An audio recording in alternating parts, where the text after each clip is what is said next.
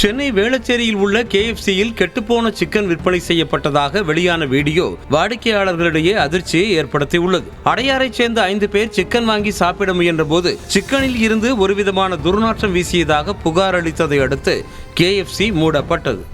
Chennai Velachery பிரான்ச்ல KFCல chicken வாங்கியிருந்தோம்.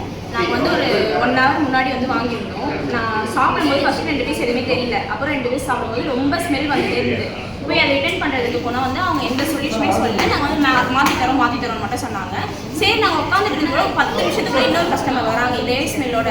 Again நாங்கள் already வச்சுருந்த பொருளும் இதே ஸ்மெல் வருது, ரொம்ப கெட்டு போன ஸ்மெல் வருது. நாங்கள் கன்சர்ன் கேட்டால் இது என்ன ரொம்ப குக்காக இருக்கும், டிகிரி இது ஆகிட்டு இருக்கும், அதனால் ஸ்பாயில் ஆகிருக்கும், அதனால இந்த ஸ்மெல் வருதுன்னு சொல்லிட்டு ரொம்ப ஈஸியாக சொல்கிறாங்க.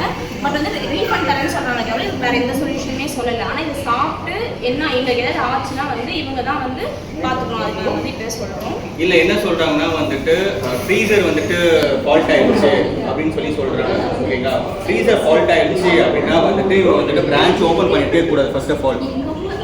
சரிங்களா, அதுவும் எங்களுக்கு அந்த ஹாட் அண்ட் கிறிஸ்பி அந்த விங்ஸ் மட்டும் தான் பிரச்சனை. மீதி எல்லா பீஸுமே மீதி எல்லா பீஸும் சாப்பிடுங்க அப்படின்றாங்க. லெக் பீஸ்மே அதே ஸ்மெல் தான் வருது. ஓகேங்களா, பக்கத்துல எடுத்துட்டு போனாலே ஒரு மாதிரி கண்ணுலாம் கலங்குது, அந்த அளவுக்கு ஸ்மெல் வருது. ரொம்ப ஸ்மெல் வருது, ரொம்ப ஒரு ரோட்டன் கெட்டு போன ஸ்மெல், அழுகுன ஸ்மெல். அது ஃப்ரெஷ்னு சொல்றாங்க. ஓகேங்களா, இது ஃப்ரெஷ் சர்வர்னு சொல்லி போர்ட்லாம் வச்சிருக்காங்க. ஆனா ஒரு யூஸ்மே அது கிடையவே. அதுக்கான எந்த ஒரு ஃபாலோப்பிங் எதுவுமே பண்றதும் கிடையாதுங்க. சரிங்களா, வேளச்சேரி பிரான்ச் யாருமே வராதீங்க. Worst service seriously.